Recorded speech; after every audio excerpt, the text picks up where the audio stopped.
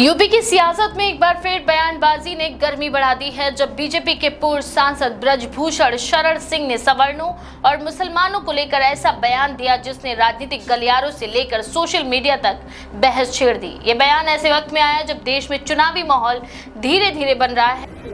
आज इस देश के अंदर दो खलनायक हैं, मैं जानता हूँ मेरी बात ये बहुत गहरी चोट करेगी। पहला खलनायक मुसलमान, जो हमारे दादाजी भी यहाँ कह रहे थे।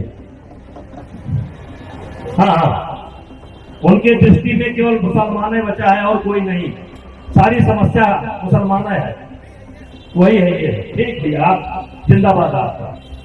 लेकिन मैं बताना चाहता हूँ, पहला खलनायक मुसलमान और दूसरा खलनायक इस समय सवर्ण है, सवर्ण है, सवर्ण सवर्ण सवर्ण सवर्ण सवर्ण सवर्ण। सामुदायिक समीकरणों पर राजनीति पहले से ज्यादा केंद्रित होती दिख रही है। दरअसल ब्रजभूषण शरण सिंह ने एक सार्वजनिक कार्यक्रम के दौरान कहा कि देश में इस समय दो ही खलनायक बना दिए गए हैं, एक मुसलमान और दूसरा सवर्ण।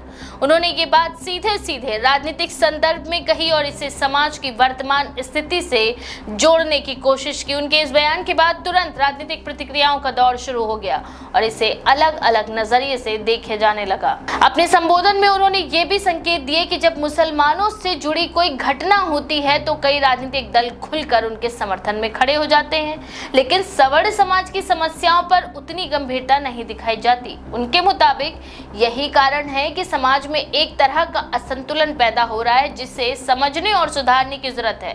हालांकि उन्होंने अपने भाषण में सामाजिक एकता की भी बात कही और ये संदेश देने की कोशिश की कि समाज को बांटने के बजाय जोड़ने की जरूरत है। ब्रजभूषण ने अपने बयान को केवल राजनीतिक आरोप तक सीमित नहीं रखा, बल्कि इसे एक तरह से भावनात्मक और साहित्यिक अंदाज में भी पेश किया। उन्होंने शायरी के माध्यम से अपनी बात रखी, जिससे उनका बयान और अधिक चर्चा का विषय बन बैठा।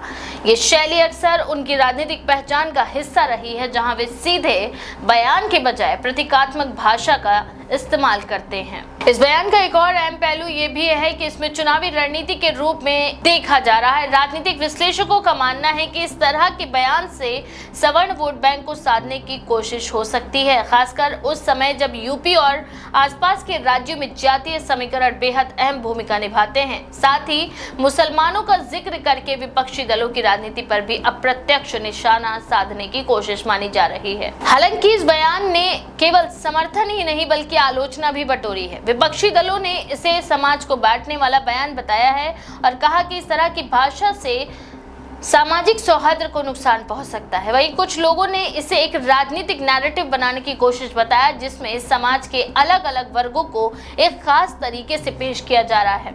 दिलचस्प बात यह है कि ब्रजभूषण शरण सिंह ने अपने भाषण में भगवान राम के जीवन का उदाहरण देते हुए सामाजिक समरसता पर भी जोर दिया। उन्होंने केवट, शबरी और निषाद राज जैसे प्रसंगों का उल्लेख करते हुए कहा कि भारतीय संस्कृति में सभी वर्गों को साथ लेकर चलने की परंपरा रही और यही आज के समाज के लिए भी जरूरी है।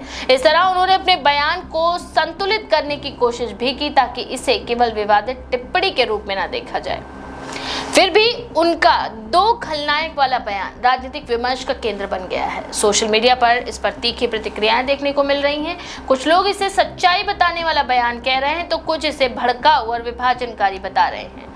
यही वजह है कि ये मुद्दा केवल एक बयान तक सीमित नहीं रहा, बल्कि व्यापक बहस का हिस्सा भी बन गया है। इस पूरे घटनाक्रम को व्यापक राजनीतिक संदर्भ में देखें तो ये साफ होता है कि पहचान की राजनीति आज भी भारतीय राजनीति का अहम हिस्सा बनी हुई है। जाति और धर्म के आधार पर बयानबाजी नई नहीं है, लेकिन जब ऐसे बयान बड़े नेताओं की ओर से आते हैं तो उनका असर ज्यादा व्यापक होता है। कुल मिलाकर ब्रजभूषण शरण सिंह का ये बयान एक बार फिर ये दिखाता है कि भारतीय राजनीति में शब्दों की ताकत कितनी बड़ी होती है। एक बयान न केवल राजनीतिक माहौल को प्रभावित कर सकता है, बल्कि सामाजिक विमर्श को भी नई दिशा दे सकता है। आने वाले दिनों में ये देखना बेहद दिलचस्प होगा कि इस बयान का चुनावी राजनीति पर क्या असर पड़ता है और क्या ये सिर्फ एक विवाद बनकर रह जाता है या फिर किसी बड़े राजनीतिक नैरेटिव का हिस्सा बन जाता है। इस बारे में आपका क्या विचार है? अपनी राय कमेंट सेक्शन में लिखना ना भूलें। ऐसी और भी खबरों के लिए देखते रहें भारत 99 एक्सप्रेस।